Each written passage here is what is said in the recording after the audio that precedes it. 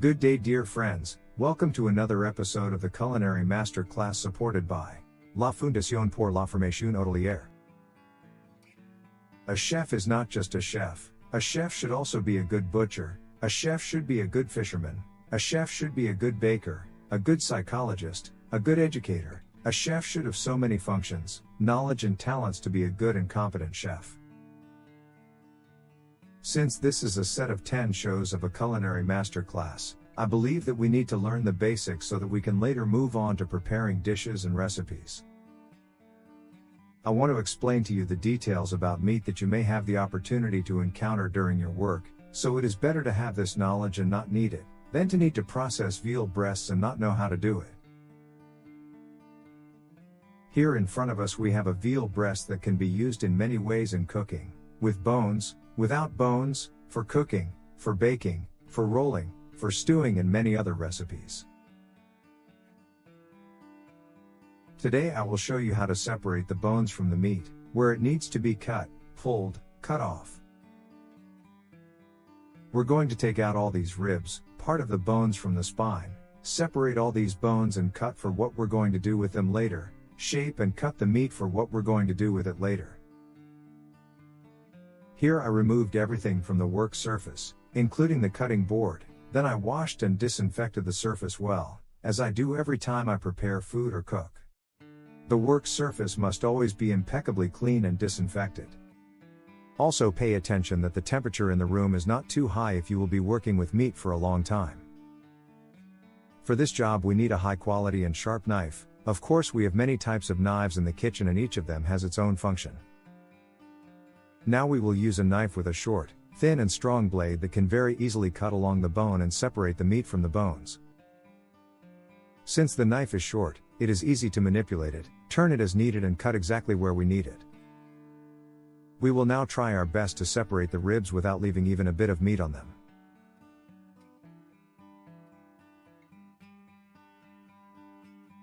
There is an option when we can cut the meat and separate the ribs and keep a certain percentage of meat on them, but it all depends on what we will use those ribs and meat for.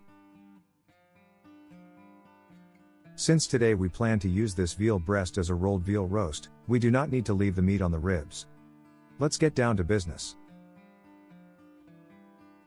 Look where I press the tip of the knife. I make sure that the blade of the knife goes along the middle of the ribs along the entire length, and that way I cut the membrane from the ribs. So you start from the beginning of the rib and with the tip of the knife we cut the membrane along the entire length of the rib. Follow where the bone is and cut along the entire length of the rib. If you want to cook veal soup, then you can cut these ribs so that there is a little meat left on them and you will have an excellent veal soup with the addition of root vegetables.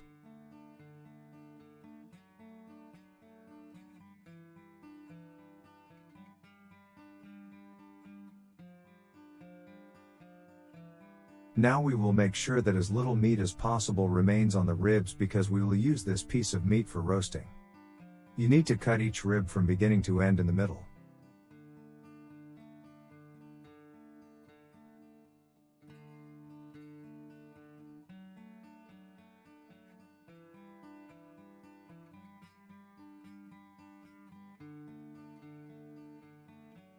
This part where you can't see where the rib begins, press with your fingertips and you will easily feel where the bone begins and cut there. Look, you feel the bone with your fingers and cut. Make sure that you cut each bone well.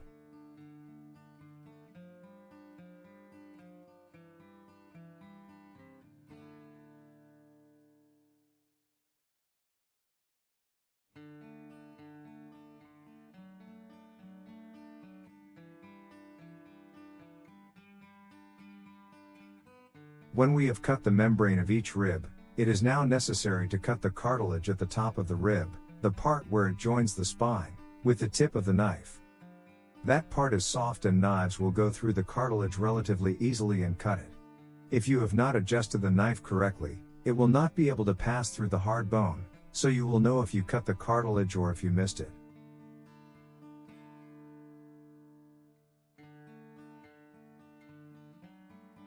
I'll zoom in a little so you can see better. Just like me, mark with a knife the line where the cartilages are located and then you will cut each cartilage separately. Now you see why it is necessary to have a knife with a hard, thin and short blade. That you can easily manipulate it and cut exactly where you want.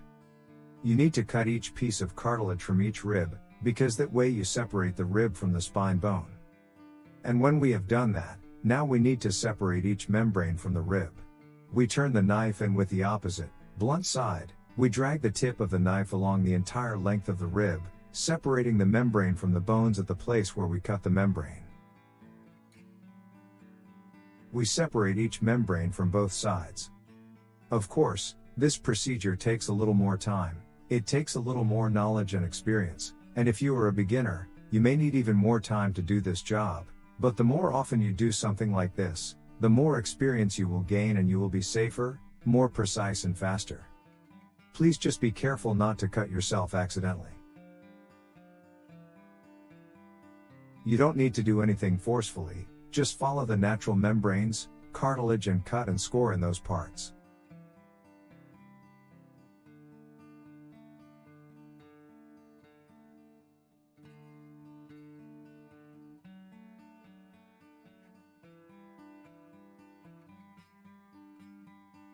When you have separated all the membranes from the ribs, then we need to fold this part of the spine because that is how we will separate the ribs from the bones. See how I will do it. Since these breasts are a little larger, I will move them to the edge of the table and fold them there.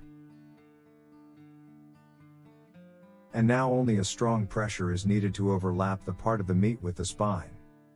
When you've folded, if you've cut the cartilage well, then the top of each rib will pop out and you then grab that rib, pull and remove the rib bone completely clean.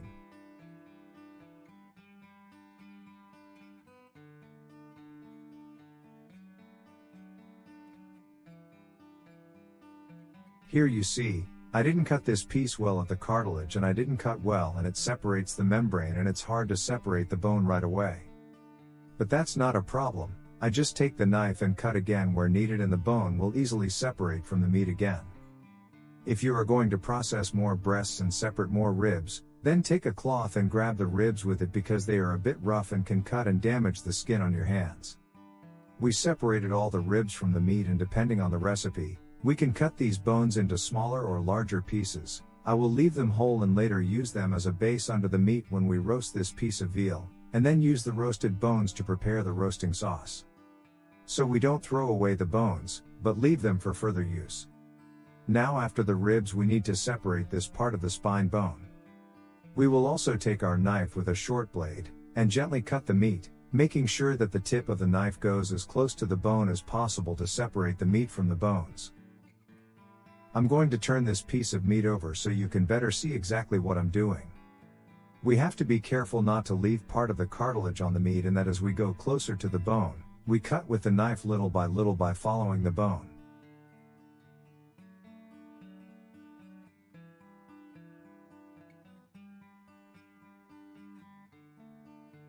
When we separate the bones from the meat, we always use this upper part of the tip of the knife. You see, meat has these natural borders, membranes, fat, and we just follow those borders and separate the bones from the meat. We cut this part of the cartilage and separate it together with the bones, so that we don't have any left on the meat that we're going to cook.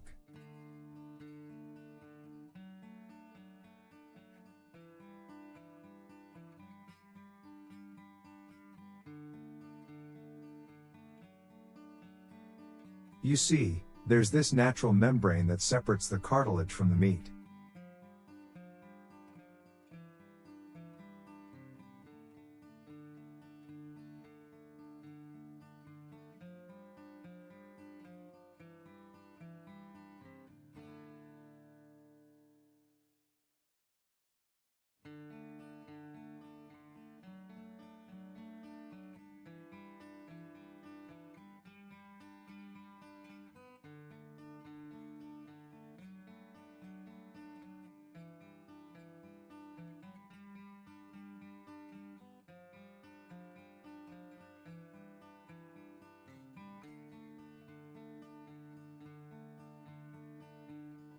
It's a large piece of meat, so we sometimes need to move it. These are the cartilage. and they are taken out so that the guest doesn't encounter them when eating the meat. You see this part of the bones, cartilage and a little meat. This is an ideal piece to chop it up a little with a meat cleaver into smaller pieces and then use it to prepare veal soup, stock or roast sauce. When this piece is well cooked, we can cool it, separate these pieces of meat from the bones and use it with veal soup. We don't throw anything away, we use everything to prepare veal stock, or, as we will do, we will bake it with rolled meat and then, with the addition of root vegetables, we will prepare an excellent roasting sauce, or the technical name, sauce espagnole.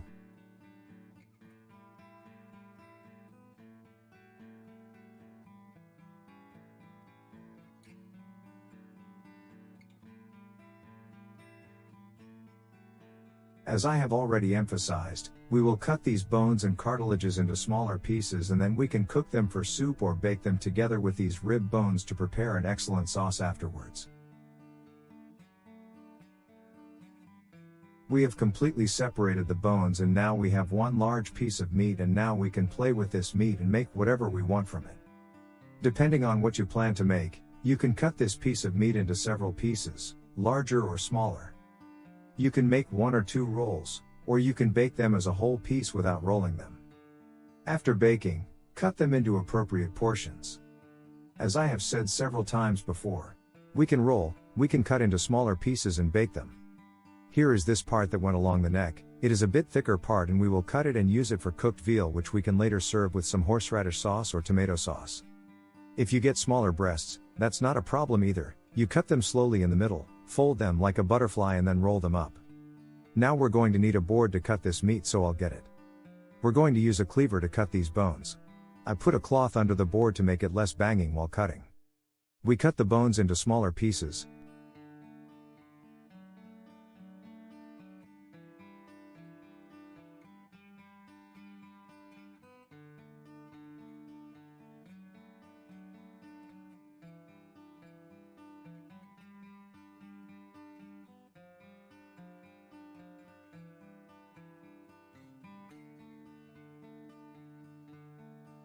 If necessary, we cut this rest with a knife and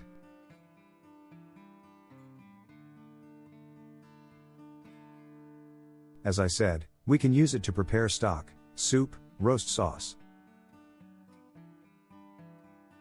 We will leave them in the tray until use.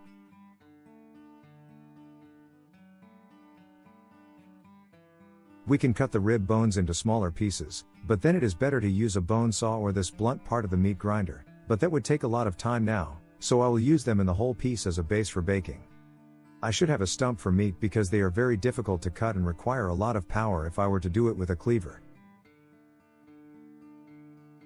I will cut this brisket into several pieces and use one piece for the cooked veal.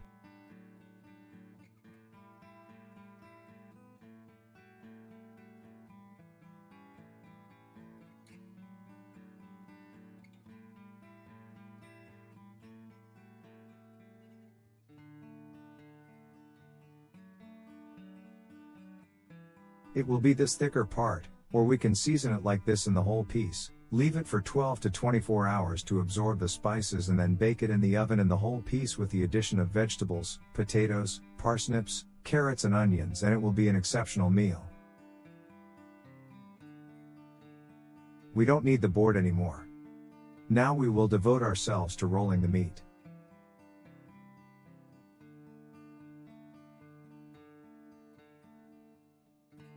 Here we see our chest from one side and from the other. Now we are going to roll them just to see how thick they are when they are rolled, if they should be thicker or thinner. Yes, it's a little thicker, but you can bake it this way if you want because the meat will shrink a little while baking. It will release its juices and will harden a little. We can say that this is the maximum thickness of the roll that would suit us now. Why don't we want a roll that is too thick? Because when serving we usually put 2 or 3 pieces of rolled meat, and if the roll is too thick then we would serve only one piece on the plate. This is not a mistake, just the way of presentation and serving, and a thinner roll cooks faster.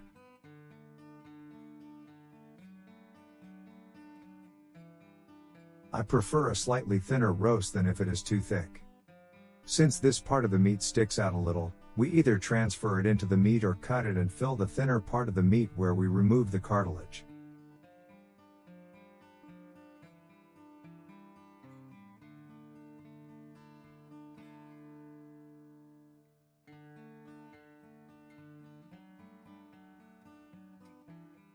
Now we will season the meat. About 3% of the weight of the meat is salt. Everyone usually asks me how much to season a dish, but it's very difficult to say because we cooks do everything approximately. We season and then we try the dish a little and then we try it again. Or like now that I'm going to spice it up, I rely on experience. But you can add up to 3% salt, 0.5% pepper, and other spices as desired if you need a more precise measure. Put all the spices together in this bowl. I added salt, pepper, a little Italian spice mix and some garlic granules. Mix all the spices and then season all at once.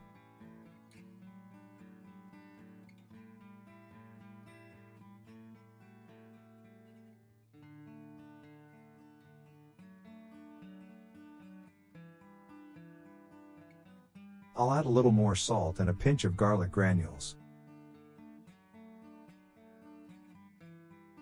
When seasoning the meat, sprinkle it like this from a great height, so you will sprinkle the spices evenly over the entire food.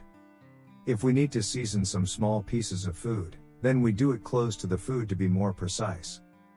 But for such large pieces of meat, it is best to season this way from above.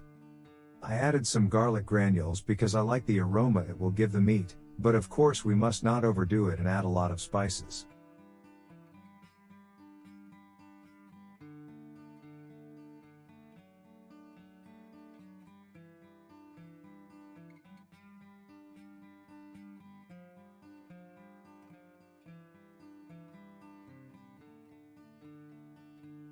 We have seasoned everything well and now we will start rolling.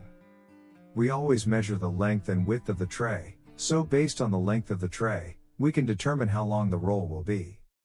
If your roll is a little longer than the tray, then place it diagonally or make 2 smaller rolls. Depending on the type of oven, with or without a fan, it can be baked for 1.5 to 2 hours at a temperature of around 180 C. And depending on your preferences, you can bake it until it's well done or a little pink in the middle, a little less done. During baking, you will turn the roll a couple of times. When you pierce the well done meat with a chef's fork, and if completely clear juice oozes out, the meat is done. This is an option for those who like well done meat. If you like less done, then the juice that drips will be dewy in color.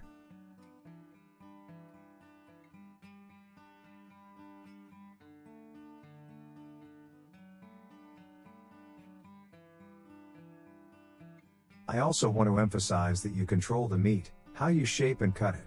For example, now I have decided that this piece is still too big and I want to prepare a roll that will be a little narrower. No problem, I will just cut off the excess meat and get a narrower roll. We will use this excess that we cut off for baking or for preparing stewed breasts or for cooking. We can bake it immediately with the roll, but since it is thinner, we will just take it out of the oven first. We can always use any piece of meat regardless of its size, so you adjust the meat to your needs. Why am I doing all this way now? Because I want to help you relax, not to be scared, to show you that you don't need to worry too much if your piece of meat is bigger or smaller. You control the situation, you decide everything, whether you want the roll to be thicker or thinner, whether you want to cut a wider or shorter piece of meat. If the piece of meat is smaller, it doesn't matter. Then I'll put 4 pieces of meat instead of 2 or 3 pieces of meat. We will use this excess that we cut off for baking or for preparing stewed breasts or for cooking. I repeat, you control everything, you create this story. Here you see, we can bake this piece with potatoes in the oven, we can boil or stew with vegetables or in sauce as desired. Play around and create new dishes. Here, for example, let's see if the roll is long enough for us.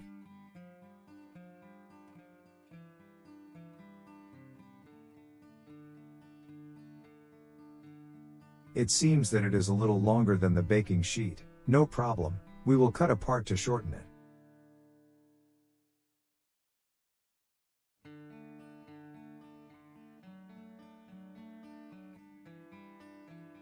Maybe now someone who watches this video will say, "Oh, how they ruined such a beautiful piece of meat and cut it into smaller pieces." I do this intentionally to show you how you can adapt each piece of meat to your needs, and each piece of meat that we cut will be well used either for baking in one piece or for cooking, and we will end up with 3 or 4 types of dishes from this large piece of breast. This roll is now exactly the way we want it, and it is time to tie it so that it does not unwrap during baking. Wrap the roll well. Let's take culinary twine for tying the rolls. If you don't want to bother with twine, you can also take a meat net. Keep the ball of twine in a bowl, because when tying and untying the ball, it may roll off the table and then we can no longer use that string for food preparation. I now use this thicker twine. You can also use the thinner one, but then be careful because you have to tighten the meat well while tying it with the twine, so you can often scratch your hands with the twine or the twine may break while you tighten it. And as it is tied, the connection of the roll is on the lower side. We pull a part of the twine and tighten and tie a knot at a distance of about 3 centimeters from the beginning.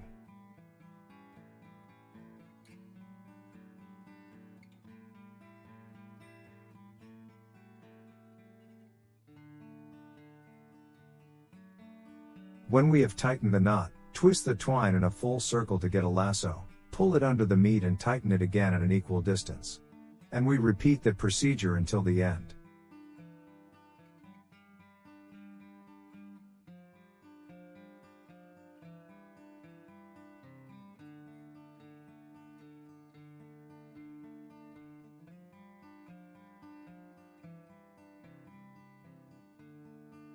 I'll slow down the video so take a good look.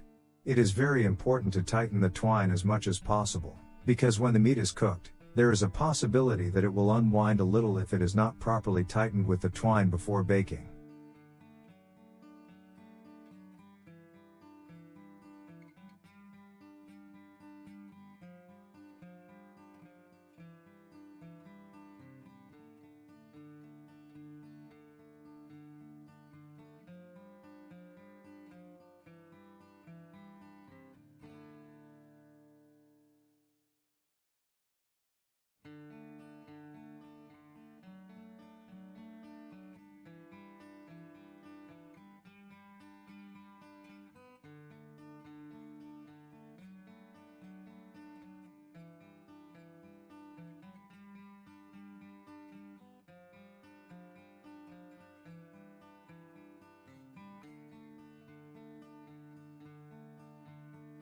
So we tie the string only at the beginning of the roll and later everything with a lasso winding system. Turn the string, get a lasso, pull it, tighten it well and repeat the same process again until we reach the very end.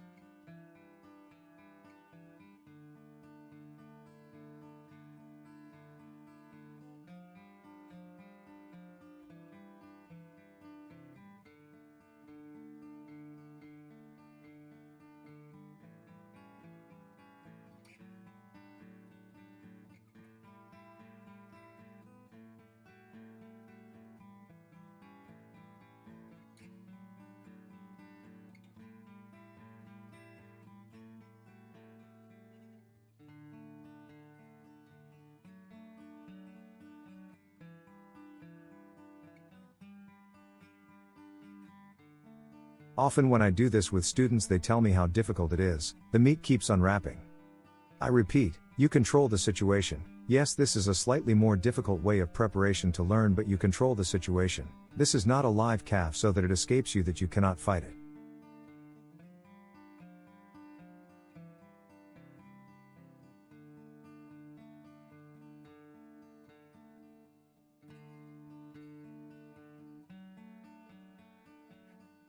In case you absolutely cannot master this method of tying, then you can cut the string into shorter pieces and tie a piece of string every 2 to 3 centimeters. Okay, you will have 20 knots, but okay, or use a meat net. Here we have reached the end of the roll. Near the very end we cut the string, pull it under and tie it in a knot so that it does not unwrap.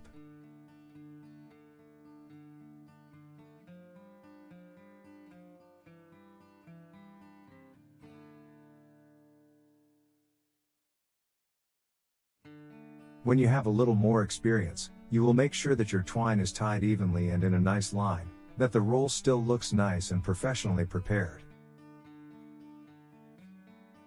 Now we put this piece of roll on a tray or in a baking sheet, cover with transparent foil and leave it in the refrigerator for 12 to 24 hours so that the meat absorbs all the spices and that they penetrate the meat. If you do not have that much time, then oil the roll and keep it for an hour at a temperature of up to 20 degrees and then bake. One very important tip: if you want to prepare this type of baking, then it is best to bake it the day before serving. We do this for a very practical reason, because you are not in a hurry, you are not under stress. We bake the roll the day before. When it is baked, we cool it for 2 hours and cut the twine and immediately separate the twine from the meat, making sure that the roll does not unroll. If we don't separate the string at home, then by tomorrow, when the meat has completely cooled, the string will stick to the meat and it will be much more difficult to separate it from the meat. While the meat is warm, it is very difficult to cut. The meat falls apart, it unwraps, pieces and ends of the meat fall off. This is the main reason why we roast the meat the day before, or at least a few hours before, so that it can cool well in the refrigerator before cutting and serving. So we bake the roll, let it cool a bit, remove the twine and then cover the roll with transparent foil and leave it in the fridge until tomorrow. The next day, when the roll has cooled down well, then I take a very sharp knife, preferably a slightly ribbed one to easily pass through the crispy crust of the roll, and cut the roll to the desired thickness, usually a thickness of 1 to 2 centimeters. Then place the cut pieces of roll in a deep baking tray, cover with sauce, and half an hour before serving the meat to the guests, put it in the oven at 90°C to heat it up. Take it out of the oven and serve the hot pieces of roll with the sauce with the appropriate side dish, and you have a perfect meal. Let's leave this to rest for half a day so that the meat absorbs the spices, and then we will bake. Now you've learned how to cook and roll a veal breast. Until a new video, cook and create new recipes. Bye.